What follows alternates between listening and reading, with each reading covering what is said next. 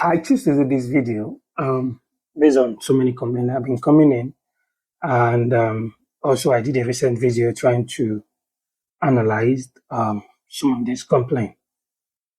But regardless of the complaint about Malta, there are still some benefits why you should choose Malta. Let's discuss this after the intro.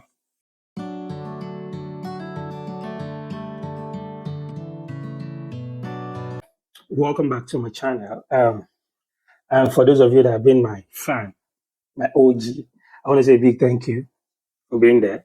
Let me imitate one YouTuber. Thank you for my old time subscriber. Gang, gang, gang. Just thank you guys. Really, we are almost approaching 1,000. It's a big deal to me because, a journey of 1,000 might start with one step. Even if I might be aiming to see myself grow, get up there, 10,000, 100,000. But yeah, this is going to start from somewhere. So the first point is seeing yourself achieving 1,000 subscribers. I mean, 1,000 people are actually interested to listen to what you have to say. So it's a big deal to me getting to that 1,000 subscriber, and we're almost there. I want to say big thank you for all the support that have brought me this far. And I also would use the opportunity to welcome you if you're seeing my face for the very first time. I want to say a big thank you to for stopping by. Let me quickly introduce myself. My name is J.O.S, and this is J.O.S Travel Abroad.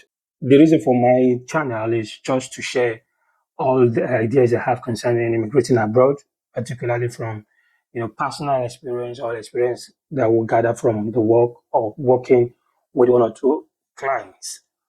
But you want us to probably give you some kind of professional advice on what do you think will be better for you, we'll be able to tell. Sorry, this intro has to be this long. I am trying to, sell myself to my new subscriber in case. So please do like, share, and subscribe to my channel. Like, please subscribe. Click on the notification button in case I'm trying to upload new videos. It might be very interesting for you to watch. So whenever I post the videos, you will be notified. And then please kindly share. Someone might really want the content, to guide them through whatever decision phase they are and probably contributes to that decision-making process. Now, with all this being said, if you look at what the title of this video is, you will know, okay, this is what I intend to talk about today. For me, disclaimer, let me just say disclaimer. Do not see this as an official advice that it's something you must do by fire by force. By is the must that you must do for you that because J.O.S said it, Joseph said it, so you take it as professional advice. So it is just while you're exploring different options, sometimes you can probably collate to add up to whatever you have and make your decision based on it. Now, so this is more of an opinion from my own end, the personal opinion, or I call it uncommon opinion. Okay, now, what am I talking about? This from my own end here. I still believe why I believe Malta still remain the best option for you. Pardon me, I have some points listed out, and I'll probably be looking down to my laptop, so that I'll be on point. I'll be on point. So Malta still remain the better option. I wouldn't say the best. There are best, good, better, best. I would say the best. Sure, let me use a moderate language. While I believe Malta still remain a better option for you. Number one, educational, like Malta application systems in terms of when you're trying to apply for admission, happens to be one of the simplest and straightforward system among most of these countries, particularly European countries. Really, in the sense that they accept. Okay, the first point here actually is that Malta actually accept low grade for you to even pursue a master's or postgraduate degree. Imagine you can't try that in some of these big popular countries, like for sure, you can't even try near Luxembourg with your low grade when you have below 3.5, particularly now that Luxembourg is highly competitive. That cheap school people are trying to pursue. If you hear anything below 3.5, it's no, don't even near it because it's highly competitive. Now, imagine with your pass, just your pass, your BSc pass, you can actually get admitted to go for a master's program here in Malta. So, well, what is now? Are we now stressing ourselves? You get. And funny enough, do you know actually even with your HND, you can eventually pursue a postgraduate program. You get it? So, one step ahead, then you go for your master's. So that means you don't really have much, documentation headache or wahala to go through. You're trying to apply for admissions, trying to apply to any schools there in order to get admitted. It's one of the countries that make this easy and this so. And then going to number two, in terms of the English speaking country, generally, apart from other countries that are not English speaking countries, they're looking at Austria, looking at Basel, Switzerland, Belgium. But funny enough, in among the English speaking country, Malta happens to be the country with the cheapest tuition, tuition fee, if not the cheapest. In fact, it's the cheapest in among those official English speaking country. If you want to tell me now that you have Austria, you have Canada, you have US, you have UK, sorry, no, I'm talking of official now, the Republic of Ireland and Malta. If you even look at it, there are basically just two of them in Europe now, Republic of Ireland and Malta, that basically, make English as the official language regardless of the other one they have by the side. So comparing Ireland, UK, US, Canada, and Malta, Malta happens to be the cheapest in terms of tuition fee. Although there are some colleges in US that are cheap, but one way or the other, they are very minimal. And funny enough, it might be like 5K, 5,000. In fact, even if you look at it, those colleges that are very affordable in US, Malta still happens to be the cheapest in terms of tuition. Why? You can find a school that would give you admissions and your total tuition for the whole year will be about 4,000 euro. So give or take, if you look at it, it's almost like 5,000, get about 5,000 plus US dollar or something. And so it's not so common to find colleges in US that are taking 5,000 US dollar for the whole year. I know of two, about three of them. I will do a video on that. But it's between that 5, 6, 7,000. So more than able to be the cheapest because there are schools that would give you admission for 4,500 euro per year. There are some courses that are more like in term that looks more of a vocational program, MCAS. You find that in MCAS. There are this program you would do. There are 2 years program in MCAS that would ask you for a tuition of 8,500 for the whole 2 years. So simply they could ask you to pay 4,500 for the first year, and they split the other one for the second year. So you see that now the cheapest that I've seen so far in Canada, it's between 7,000 euro equivalent. That's about 10,000 USD. Apart from all these vocational, all these private colleges that you would not benefit in terms of postgraduate work permit. Well, you just finish your program. If you don't get anything to keep you remain in Canada, you just have to leave after the school. Those one, I don't think you will even find it less than 10,000 Canadian dollars. That's 7,000 euros. So it has remained the cheapest in time. So if you want more, we'll talk on that. Then if you look at it, communication barrier. Now looking at Malta and other European countries, because of that barrier, communication barrier thing is minimal here in Malta for the fact that you are guaranteed one way or the other that about 90-95% of anybody you meet on the road at least will understand English, even if they're not speaking it fluently. You should at least be able to get a response from anyone you want to ask for direction or whatever, since it's official. And almost the citizens, it's rare when you meet a multi-citizen who really will not understand English.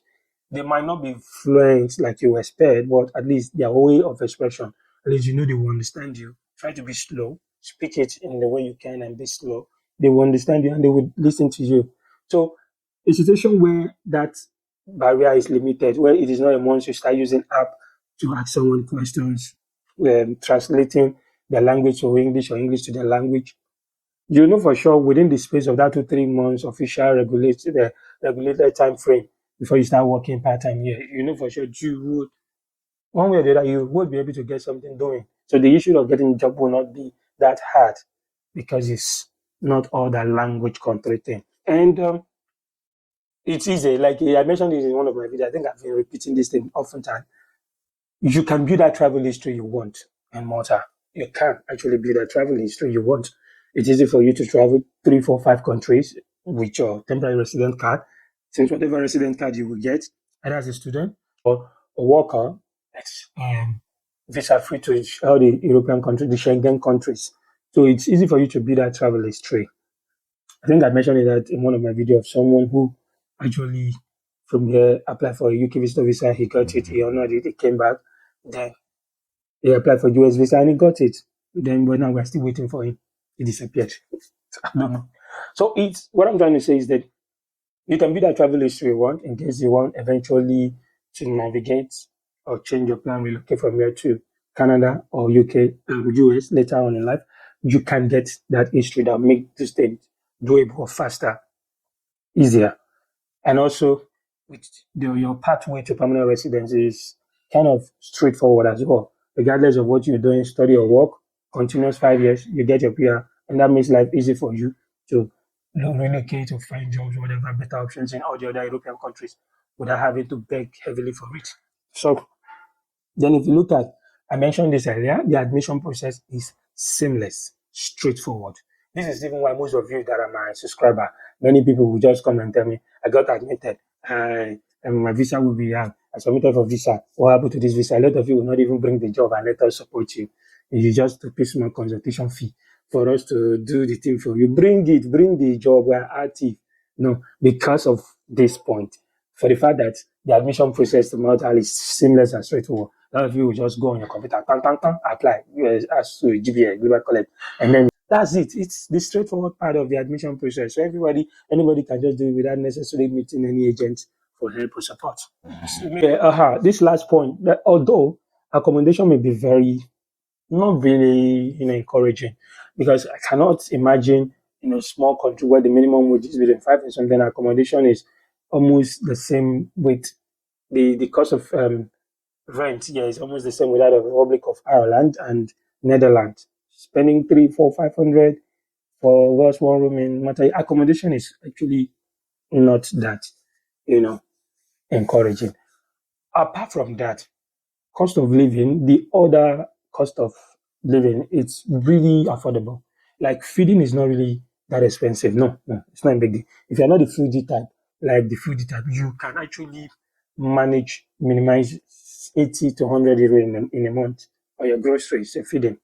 That's it. That's the next thing that will take money from you, because most of the accommodation you probably would have had an agreement with your agent, your landlord or the agent in charge, where the bills are inclusive, the utility, which is electricity, water, and the rest are inclusive. So the next thing you're spending money on is just your grocery, your feeding, and I don't really expect single person, just one person spending huge beyond 100 euro, because if you take 20, 30 euro to some of these African store supermarket, you will buy enough thing that can last you 2 weeks, a week or two. I tell you, really feeding is not cost. It's not that high. It's very affordable.